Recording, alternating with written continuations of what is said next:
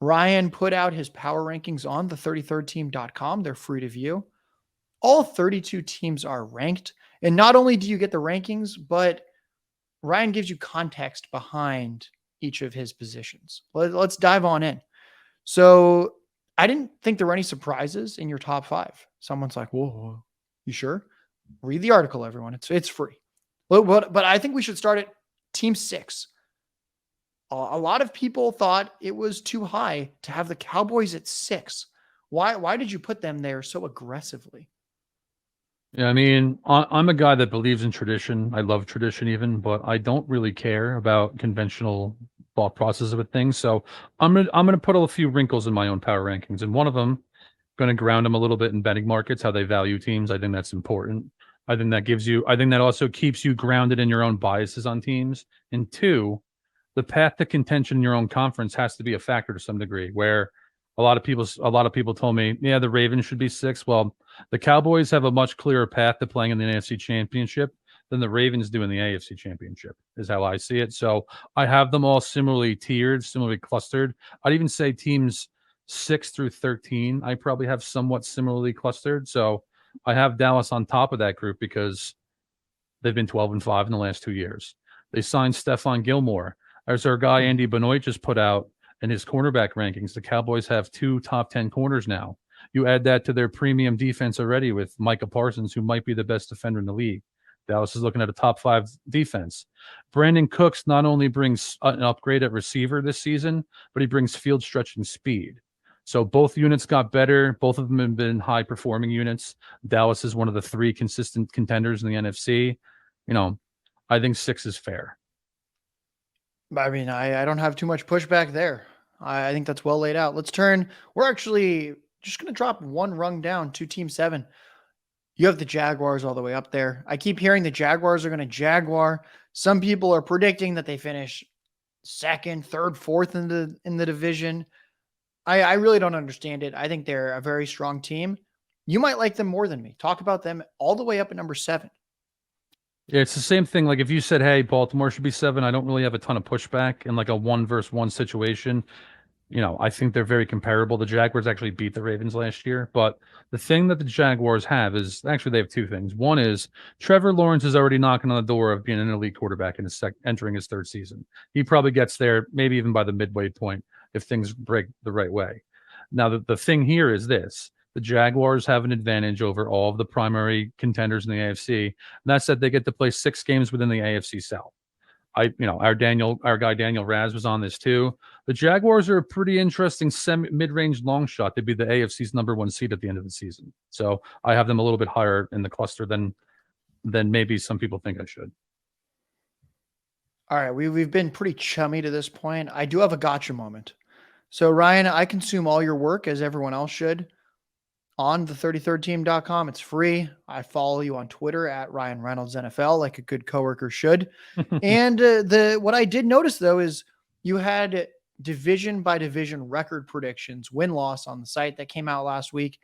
You had the Jets winning the AFC East at 12-5. And then you had the Bills and Dolphins chomping at the bit at 11-6, right behind them. So Jets were winning the AFC East. Then I open up your power rankings and I see the Buffalo Bills at number 5 and then the Jets all the way down at 10. How do you make sense of this? And do I have a legitimate gotcha moment here? Sure, I'm not sure I'd call it a gotcha moment, but I can see why you'd be like, why is this guy doing this? So I'll explain. Like I said before, whenever you're doing any kind of rankings, you have to do your best to be as objective as possible. And since we're going to do power rankings every week, particularly, record predictions are for the whole season. Power rankings are for right now. So Buffalo's been a perennial contender for years. As Joe Banner pointed out on our first episode of the show, as long as they have Josh Allen, Buffalo's in the hunt. So I think the Jets have ridiculous upside. If Aaron Rodgers returns to MVP form, they're going to be very hard to beat given their defense and even like their talent on offense. But on the downside, the Jets are a young team. Aaron Rodgers turns 40 later this season, and they start this season with a brutal 4-game stretch with Buffalo on opening night on Monday Night Football. They play the Chiefs in week 4, and I believe it's Dallas in week 2. So I think Buffalo's more stable early in the season, where the Jets have a few let's wait and see components to their team and their potential success. So for now, I'll give Buffalo the benefit of the doubt, even though I think the Jets are going to finish better than them as long as Rodgers stays healthy. All right, this is a gut feel prediction. What week do you see the Jets overtaking the Bills in the power rankings? Yeah, I mean, honestly, like I could see the Jets beating Buffalo on opening night, but I'd say around like week 8, week 9, week 10 is where I could see there being some separation there. Let's turn to the NFC. The Detroit Lions are favorites to win the NFC North in the betting markets. The Detroit Lions. It's not a hot take that you have them at number 11, the highest in that division. Betting markets agree. The money agrees. Then we hit the Vikings at 15. Why do you have the Minnesota Vikings so much further ahead of the Packers and Bears?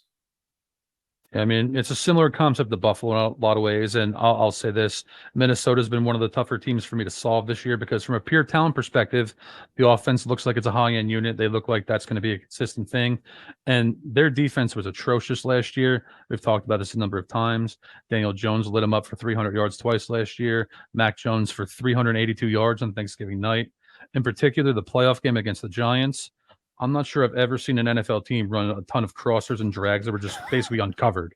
So Brian Flores could transform that defense is a big ask because they're light on talent, but he can make them more competitive. So from a pure talent perspective, you can argue that they're going to be better. On the other hand, and I've talked about this a few times too, Minnesota was 11-0 in one-score games last year. And in general, I want to bet on regression to the mean in extreme situations like that. So based on Minnesota's success last year, I'm going to give them the benefit of the doubt early. I expect them to beat Tampa Bay on opening day. And, ultimately the Packers and the Bears, I think they have passed to being competitive, but they have more volatility on their roster. So I'll give Minnesota the edge for now, at least. That makes sense to me. One thing I'll add about the regression of the mean is some people out there, I think, don't quite understand what we're thinking there. Because sometimes people go like, all right, so the Vikings were 11-0 in one-score games, but they were a good team last year. What do you think they were going to lose those games? Let's say they go 7-4. 7-4 is great. That's a very strong pace. That would have meant 4 fewer wins. That is how extreme the 11-0 is that they can still be an awesome team in one-score games going 7-4. And then suddenly they don't win 13 games, they win 9. And we don't really talk about the Vikings last year. We hit on the NFC North. Let's hit on the AFC North. This is the only division that has 4 teams in the top 17. Talk to me. Yeah, I mean, when I did record predictions, I actually have them all with at least 9 wins. Mm-hmm. I actively try to never do that. But, here's the thing here. The Bengals, elite quarterback and elite offense with one of the best defensive coordinators of the game. They've played in each of the last 2 AFC championships. The Ravens, former MVP and Lamar Jackson, one of the most reliable teams in this century. Steelers, Mike Tomlin hasn't had a losing season in 15 freaking years. Pittsburgh is also one of the most reliable teams this century, and they improved this offseason. So I think their schedule is pretty manageable too. So I think 9 wins is very much on the table again. And then there's Cleveland. We talk about this all the time, Josh. The Browns are a title contender if the 2020 version of Deshaun Watson returns to action. But they have the most volatility of this group, so I have them behind the Steelers. But ultimately, these are 4 teams that can be playoff teams and even make a little noise if they get in. Yeah, that's something that I'm actually going to be looking forward to each week is how the AFC North shakes out for both just general win-losses in the standings in the NFL, along with how your power rankings shift, since that feels like a division that's going to be almost the most in flux potentially throughout the season. Now, you are at times a troubled New York Giants fan. They made the playoffs last year. Yeah. You gave them 0 credit. You have them all the way down at 18th. They are a below average team in your power rankings. Why are we not giving Daniel Jones and Big Blue, Brian Dable and company a little more credit for last season? So this is a complicated answer, so I'm thrilled that you asked me about the Giants. First, I love the new regime.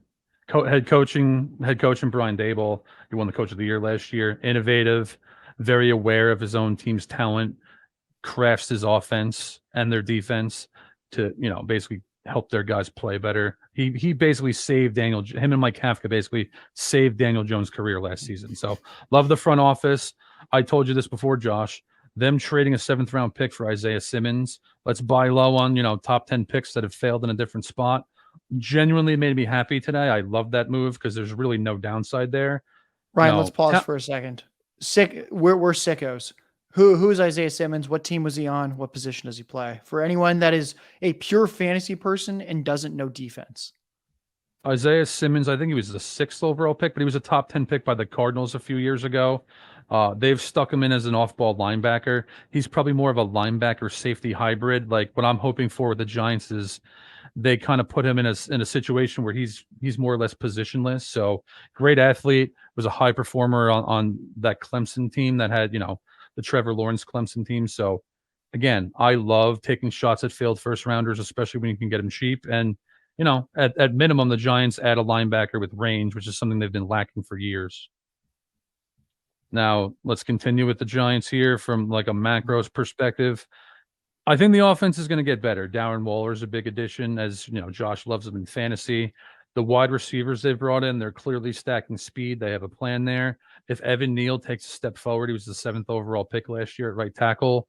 All of a sudden, the Giants go from a volatile, like 25th overall type offensive line into the middle of the pack, maybe even beyond that. So I think there's a path to that.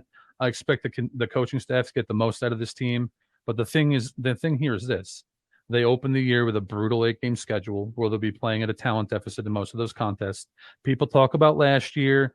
Here's the thing. You said before, Josh, I've watched every snap of every NFL game since 2014. I don't do that for my health. I do that because I bet tens of thousands of dollars on football. And here's what I'll tell you about the Giants. The Giants won most of their games by the skin of their teeth last year in non-sustainable ways. Coaching creates margin. I could see the Giants being essentially the Titans of the NFC, where they continue to outplay their talent level because they're well ran. But ultimately, we have to be reality based and objective with our evaluation for these teams. And I think the Giants can be a playoff team, but I also think they have an uphill battle in a few areas. I think Ryan read the show sheet. We talked about the Titans of the NFC. Let's talk about the Titans of the AFC who happen to play in Tennessee. Now, you have the Tennessee Titans at 21st. It felt like a team that was about to rebuild. I almost bet they're under in the betting markets earlier this offseason, and I held off because we've talked about this before. Mike Vrabel, their head coach, is consistently a talent maximizer. Year after year, they win more games than their roster kind of should on paper. And I held off since I thought, you know what? What if they are not quite rebuilding? And then they sign aging DeAndre Hopkins to a 2-year deal. And I think, that does actually feel like a win now move. You have them at 21st I'll frame it this way. For a Titans fan out there, like what is there even a path to this team cracking like the top 12 of your power rankings? Or is 21st kind of like hey, you might get up to 18, you might fall to 24, but you are the Titans. You are consistently mediocre for 2023. Oh man, that's a brutal question because I think it's the latter of those two options. I have him where I have him for this reason. Mike Vrabel's been an excellent coach, like you said, a difference maker, talent maximizer. They, earlier in the offseason, there were rumors like, are they going to trade Ryan Tannehill? Are they going to trade Derrick Henry? And now all of a sudden they're signing DeAndre Hopkins for, I think it was 2 years, right? So they're signaling that they're signaling that they plan to be competitive. The problem is one, the AFC is just loaded with premium teams where when they've been successful under Vrabel, there's been less of that going on than there is right now. And two is the Jaguars look like the new kings of the AFC South. So, I think Tennessee can be a factor, and they'll probably upset teams. And from my perspective, they're one of my least favorite against the spread teams to bet on because Vrabel just pulls the rabbits out of his hat. So, I do think though that we're looking at like 18 to 24 throughout the whole season, unless people start getting hurt. Sorry, Titans fans. Yeah. Now, I know we're getting to the end of the power rankings. We're going to let more fan bases down. Talk to me about the Patriots at 26th out of 32 teams. Yeah, I understood this. I understood some of the pushback on this, but here's the thing. I love Bill Belichick. When people speak badly of him in public, it's one of the few things in this whole world that like actually bothers me because it's pure insanity. Mhm. This guy's an absolute mastermind, and the margin he creates on defense is unparalleled. But here's the thing, guys. They don't have a great roster, and their opening 4 games might be the toughest I've ever seen. So how can Let's I hear be it. hot? How can I be high on a team that might start 1-3? Through the first 4 games. They play the Eagles, they play the Dolphins, they play the Jets, and I don't remember who the other one is off the top of my head. But I mean, it's right there, it's that's a bad. murderer's It's row. bad. Yeah. Yeah, it's bad. It's bad. All right. We're gonna upset one last fan base before we talk a little bit of ESPN strategy. The Indianapolis Colts have been in the news. Their owner, Jim Irsay, really does not like the running back position. He could have potentially extended or did something financially for Jonathan Taylor. He decided to spend $20 million to move Shamu. I am not kidding. I don't know where this whale was going, but there was an orca whale that he decided to spend $20 million to transport. We're both animal enthusiasts. Sure. I think he should have done that. But when you do that, like a day after talking about why Jonathan Taylor doesn't deserve a couple more million in the bank, it gets a little bit hard to see the calculus there. Anthony Richardson does not look like he's ready to command an NFL offense. You have him down at 31. Is there any hope, or is this just going to be a bottom feeder throughout 2023? No, I think there's a few ways to look at this. One, I think Evan Silva was the one who framed it this when we had him on the show. Jim Irsay is a meddlesome owner. We have a rookie quarterback, we have a rookie head coach.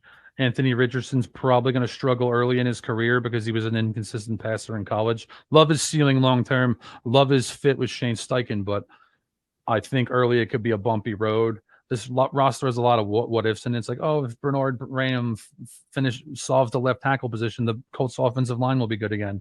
Oh, maybe their defense will be better. It's like a lot of like, maybe this will happen, maybe it won't. Now you have Jonathan Taylor, who's their best skill position player, seeking a trade in late August. Yeah. That's a distraction for a rookie quarterback, a tough situation for a rookie head coach who's trying to build a culture. I'll bet against that kind of situation in the short term with the expectation that Richardson and the Colts peak later in the year. I think next year maybe we're having a different conversation about the Colts this time. All right, everyone, that's enough. That's enough depressing thoughts on the bottom of the power rankings. Make sure you check out the full article. The teams Ryan's high on, low on. There's write-ups for every single one, and it's a free to read article on the33rdteam.com.